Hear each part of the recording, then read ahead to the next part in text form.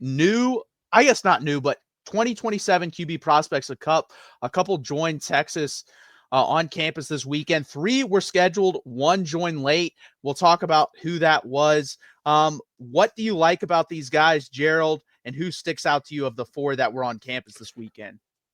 Yeah, so to run you through the 4, Peyton Houston from Shreveport, Jerry Meyer III, got to bring that in from a Lone Star State kid, Malachi Ziegler from Louisiana, and then the late addition to the group, Gunnar Rivers. You may recognize that last name from a famous quarterback family, Phillip Rivers, who's based out of Alabama, and they all are. I don't know how to say this without sounding weird, but they all are kind of around or hovering around what Sark looks like looks for in a quarterback, but none of them seems to check all of the boxes, right?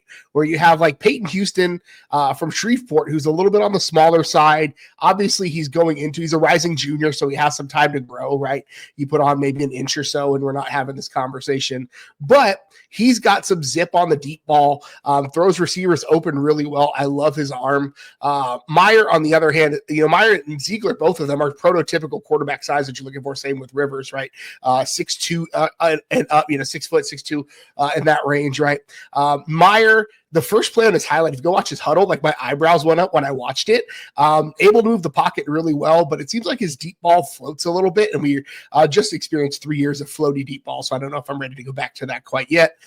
Ziegler, prototype body, but I think probably the least developed passer of the 3. And then Gunnar Rivers, looks kind of like his dad back there, but the arm slots on his deep throws are a little weird. You see when he goes and throws a deep ball, his arm kind of goes less over the top and more like a 3/4. So again, he's got some time. He's obviously got a really good coach right there in his home. So he's able. But of the 4, the first question you mentioned, I lean towards Houston.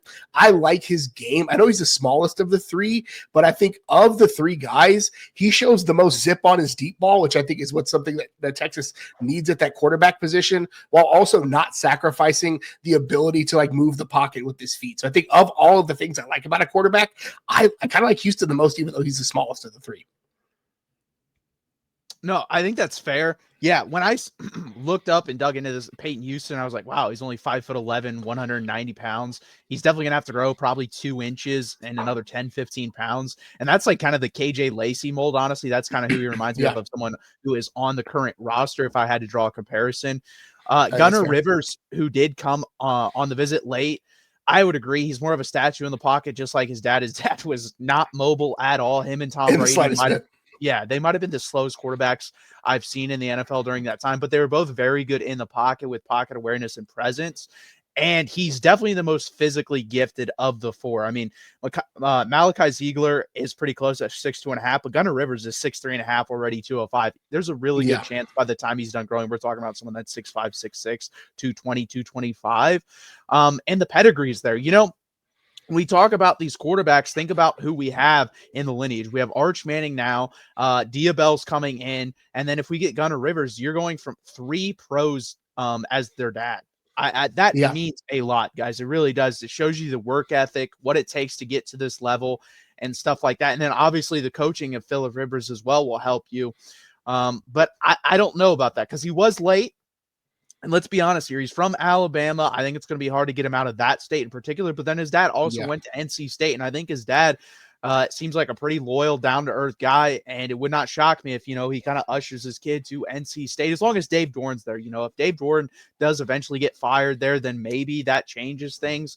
But maybe not. Maybe they hire Phillip Rivers as a coach at that point. I don't know. But I think there's a really good chance here that we land a really good player no matter what, obviously. And Texas likes to get this thing done fast. Diabell has been committed for almost a year at this point. So I expect this 2027 quarterback, whoever it is going to get shirt up pretty quickly in the next, 4 to 5 months, honestly, guys. I really think it's going to be pretty quick and pretty close down the pipeline. Yeah, it's not just a Texas thing. I think just the way that recruiting works now, you have your build around quarterback. You have that guy that's kind of the center of your class, the guy who is going to be out there actively recruiting folks and actively getting folks excited to join them on campus, right? It started at Texas with Arch Manning, right? We saw that. It didn't quite work out with some of the receivers that maybe he was recruiting in Texas, but John Tay Cook, we love you. Hope things are going well for you wherever the heck you are. But like ultimately, I anticipate this being done at, if not before, start of the season, right? I think that's something that most of these kids want to go into their junior year with their spot secure. Texas wants to go into the bulk of that recruiting cycle with their quarterback locked down, which is kind of part and parcel with what recruiting is nowadays. I think if it's any of these four guys, I'm happy, right? There's a lot about all of them I like. I say this, I use this metaphor all the time. All of my critiques of each of them are very much pimples on the prom queen, right? Like you're looking for blemishes, you're looking for flaws. And ultimately, when Texas is recruiting at the level it's at the level of the elite programs in the country, that's kind of the situation we're in where we have to do that and we get to do that. So any of these guys, if Texas signs them, I'm through the roof. I have my preferences. That's my bias. I like a guy who can throw a receiver open and put a deep ball on a freaking rope. And I saw that from Peyton Houston multiple times. But again, if it's Myers, if it's Ziegler, if it's Rivers, or any of the other guys that I think Texas is courting right now, I'm happy.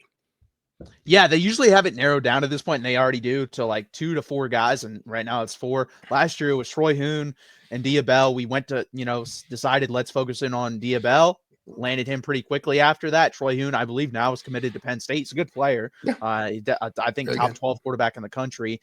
And these guys, they're all really highly touted players. Peyton Houston, 85th nationally, according to the 247 composite. I will say this, though. Jeremiah III is not ranked right now. He's not. Yeah, so that kind of surprised me. We'll see where he ends up ranked. I'm going to be honest, he probably doesn't end up more than a mid 4-star. But again, if that's who they like, then I don't really care because Steve Sarkisian has a pedigree of picking good college quarterbacks.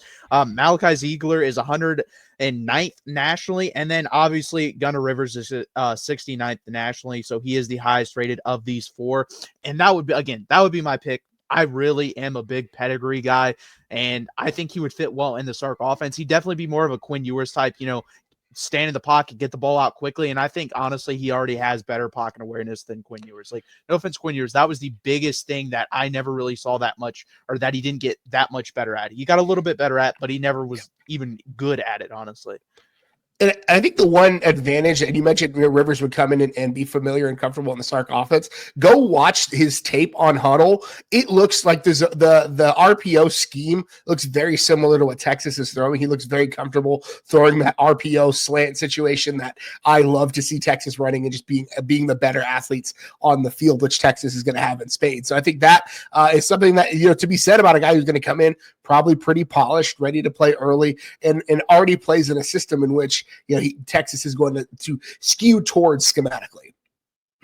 Yeah, the only concern, I guess I would say, is his competition that he does play isn't very high, but we've seen that, guys. I mean, that was a complaint about Arch Manning, like at Bijan Robinson. Yeah, Bijan Robinson. So to me, if you stand out, that's all that matters. Like, yeah, if you're getting lost in the fold when I'm watching tape and I can't tell who the high 4-star is, that's an issue. But you can tell right away that he's much better than the players he's playing against. And that's what you want to see. It's kind of like, people say back in the 60s, 70s of Wilt Chamberlain playing like, oh, he was playing against mailmen. No, that guy stood out. Like he was a freak and you watched him. Same with Bill Russell. So that's kind of the same thing when you look at guys that are playing against worse competition. Do they stand out? Are they going crazy?